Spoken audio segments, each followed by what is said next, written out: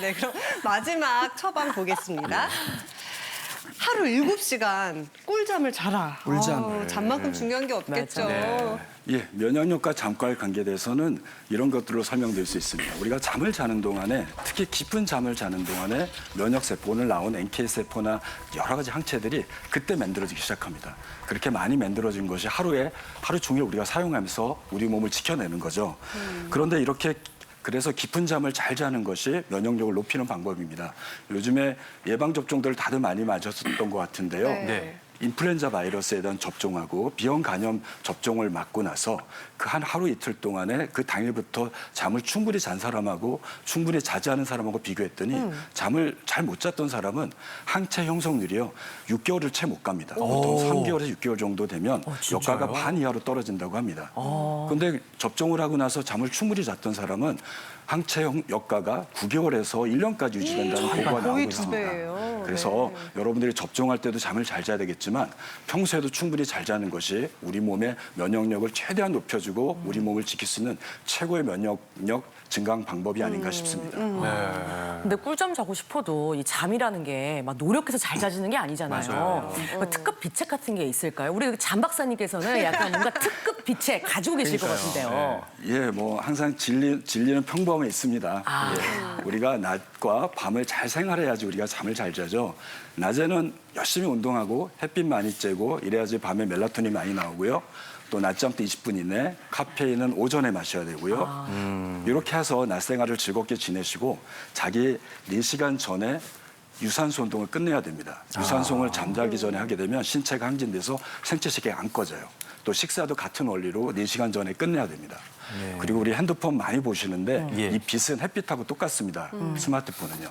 그래서 잠자기 1~2시간 전에 LED 조명이 많이 나오는 전자장비를 좀 삼가하셔야 되고요. 잠자기 1시간 전부터는 뇌가 빨리 잠들 수 있도록 조건을 만들어줘야 됩니다. 이것이 취침 루틴이라고 하는데요. 우선 오늘 배웠던 스트레칭 같은 거 먼저 쭉 하시고요. 네. 그다음에 복식호흡, 긴장을 풀 수 있는 복식호흡 하시고 책을 읽고 하루를 정리하는 명상을 하시면은 보다 뇌가 쉽게 잠드는 상태로 넘어가게 되고 뇌가 금방 꺼진 상태로 자니까 깊은 잠으로 바로 넘어가서 잘 깨지 않는 꿀잠, 숙면잠을 취했을 거라고 생각합니다. 네. 생각보다 뭐 어렵지 않은 비법이잖아요. 오늘부터 당장 바로 실천해 보시면 좋겠고요. 10시 25분 지나고 있습니다. 티벗으로 들어온 궁금증들 좀 살펴볼게요. 이쪽 보시면 15분에 들어왔네요. 58세 주부입니다. 15년 전부터 당뇨약을 먹었고 3년 전부터 고혈압 약까지 먹고 태생이 약골이라고. 저랑 좀 비슷한 고민이시네요. 최근 4kg 찌면서 혈당이 조금 올랐어요. 그래서 종합 비타민, 비타민 D, 칼슘제, DHA, 오메가3, 유산균, 클로렐라, 홍삼, 여성 갱년기 보조제를 먹고 있습니다. 이런 것도 저랑 비슷하시네요. 이런 것들이 면역력 관리와 만성질환 조절에 도움이 되는 건가요? 뭔가 건강에 자신이 없으니까 이것저것 좀 많이 챙겨 드시는 것 같아요, 교수님. 예. 네, 이제 건강 프로 하나 보시면 영양제 하나 늘어나는 게 맞아요. 저도 우리나라 그래요. 분들의 상황이라서 그 약도 많은데 진짜 영양제도 정말 많아 보입니다. 그래서 영양제 다이어트를 조금 해드린다고 생각하면요. 일단 당뇨가 되면은 먹는 음식에 제한이 많이 걸리기 때문에 그리고 또 당뇨약에 메폴민을 대부분 다 드시거든요. 메폴민을 오래 드시면 우리 몸에서 비타민 B12를 다 고갈을 시킵니다. 그래서 저는 이 주부님의 경우는 종합 영양제 정도는 드셨으면 좋겠고요. 네. 예. 드시고 계신 영양제 중에서 비타민 D는 음식으로는 먹기가 좀 어려운 비타민입니다. 그래서 비타민 D까지는 드셨으면 좋겠고요. 예. 유산균은 저렇게 영양제로 드시지 마시고 당뇨인한테 가장 좋은 간식 중에 하나가 설탕이 들어있지 않는 저지방 유제품입니다. 그래서 요구르트로 설탕 안 들어있는 요구르트 무가당 무설탕 요구르트를 팔고 플레인, 있거든요. 예, 예. 네, 그래서 그걸로 대처를 하시면은 단백질과 칼슘도 보충을 할 수 있는 기회가 됩니다. 그리고 이제 오메가3 정말 심혈관계 질환을 해서 많이 드시는데요. 대부분의 연구에서 영양제로 먹는 오메가3보다는 일주일에 생선 2토막이 더 도움된다. 이렇게 보고를 하고 있기 때문에 일주일에 생선 2토막, 등푸른 생선으로 챙기시면 좋겠습니다. 네.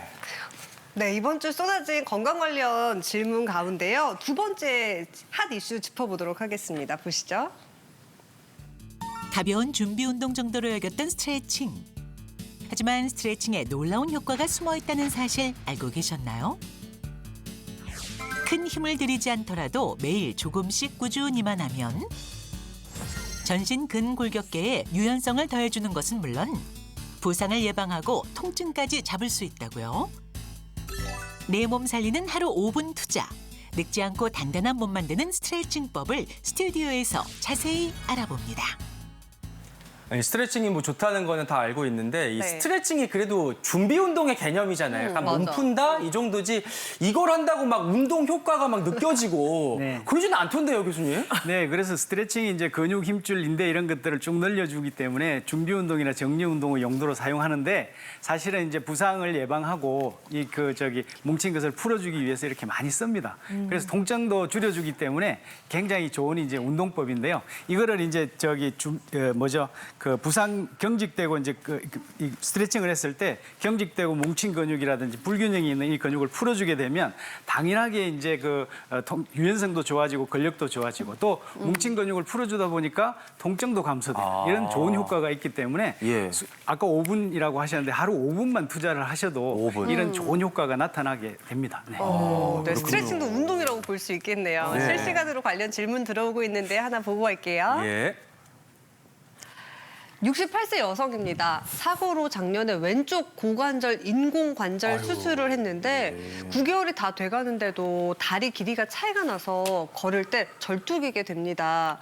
저의 경우에는 어떤 스트레칭이 좋을까요? 하셨어요. 운동이 좀 겁나시겠어요, 수술하셨으니까. 네. 그렇죠. 네. 근데 이제 인공 고관절 치환술을 이렇게 하게 되면 나타나는 것이 이제 그 구조적인 그 골반의 경사, 예, 다리 길이의 예. 차이가 나타납니다. 차이가 나죠. 예, 그래서 이제 뼈의 구조적인 문제에서 나타나는 구조적 기능 차이가 있고요. 그리고 또 하나는 이제 근육의 불균형으로 해서 골반이 경사지는 기능적 차이가 있습니다. 그런데 이제 환자분들은 이 기능적 차이가 신체에 더 영향을 주고 실제로 교정이 잘 되기 때문에 제가 이제 하나 예를 들어 보겠습니다. 네. 그 스트레칭을 한번 알려드릴 건데요.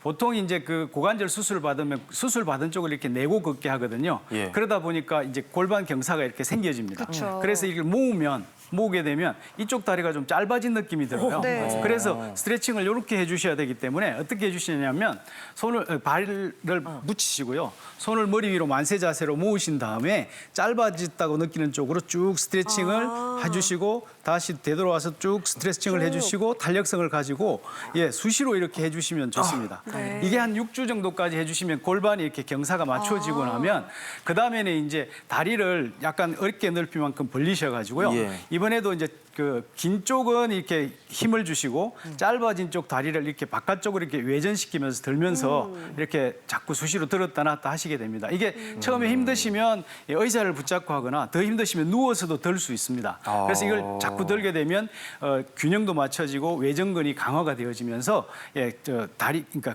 보행을 하실 때 편안하게 보행을 하실 수가 있게 됩니다. 네, 이렇게 고관절 수술하신 분들 맞춤 운동까지 배워보니까 참 좋네요. 네. 또 다른 팁업 질문 하나 더 볼게요.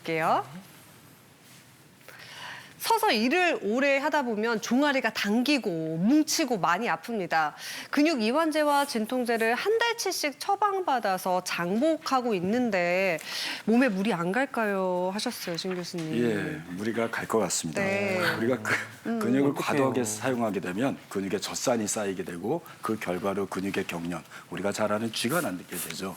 이런 거를 해결하기 위해서 진통제나 근육 이완제를 계속 복용하게 되면 일시적으로 증상은 완화가 될 수 있으나 이 약물이 간과 신장으로 대사가 되니까요. 간 손상과 신장 손상을 일으킬 수 있고요. 네. 또 위장 장애를 초래할 수 있습니다. 한 달씩 처방해놓고 매일 드시게 되니까요. 굉장히 위험할 수도 있을 것 같습니다. 따라서 일정한 운동이나 활동하신 다음에 좀 쉬시고요. 오늘 많이 배우셨던 스트레칭과 이완 동작을 주기적으로 반복하시면 근육을 풀고 다시 일을 할 수 있지 않을까 싶습니다. 계속해서 궁금증 보내주시고요. 지금부터는 늙지 않고 아주 단단한 몸을 만들 수 있는 스트레칭의 비법을 알려드리겠습니다. 네. 자, 첫 번째. 거북목, 꼬부랑 등을 막아주는 어떤 스트레칭? W 스트레칭을 하라. 그렇군요, 교수님. 네. 예, 나왔습니다. W. 예. W 스트레칭을 알려드리겠습니다. 이게 이제 거북목이나 꼬부랑등이 되면 이렇게 그 등이 숙여지거든요. 이걸 라운드 숄더, 둥근 어깨라고 하는데요. 제일 먼저 하셔야 될 것은 어깨를 펴시는 겁니다. 그리고 척추를 바로 세우시고요. 그 다음에 이제 목을 뒤로 이렇게 집어넣으셔서 척추가 일직선이 되게 만든 상태에서 팔을 니은자로 이렇게 드시는 겁니다. 이렇게. 이 상태에서 가슴을 약간 앞으로 내밀면서 뒤쪽에 양쪽 날개뼈가 맞닿는다는 느낌으로 이렇게 뒤로 제껴주시면, 젖혀주시면, 네, 10초를 이렇게 하시고요. 진짜 쉬운 만약에 힘드신, 중간에 아프시다는 분들은 5초 정도 하시고 되돌아오시면 되겠습니다. 자, 이번에는 약간 낮추시고 정말로 W를 만들으셔가지고요. 뒤쪽으로 이렇게 넘기셔가지고 똑같이 5초에서 10초 계시다가 원래대로 되돌아오시고요. 만약에 이게 힘드시다 그러면 팔을 아래쪽으로 완전히 떨어뜨린 채로 뒤쪽으로 이렇게 넘겼다가 앞쪽으로 오시는 것을 수시로 해주시면 됩니다. 한 10회를 한 세트로 하면 3세트 정도 해주시면 되고요. 또 하나 제가 이제 팁을 드릴 것은 이제 이 깍지를 뒤로 이렇게 낀 상태에서 다리 넓이를 어깨만큼 벌리고 인사를 해주시는 거예요. 그래서 손깍지 끼고 인사 이렇게 쭉 하시고요. 내려갈 수 있는 만큼 내려가시고 그다음에 천천히 올라오시면 되는데 이때도 척추를 바로 세운 상태에서 천천히 천천히. 골반을 만다는 기분으로 이렇게 천천히 내려오시고 등을 펴주신 상태에서 천천히 올라오시고 이것도 5초에서 10초 하시면 되겠습니다. 네.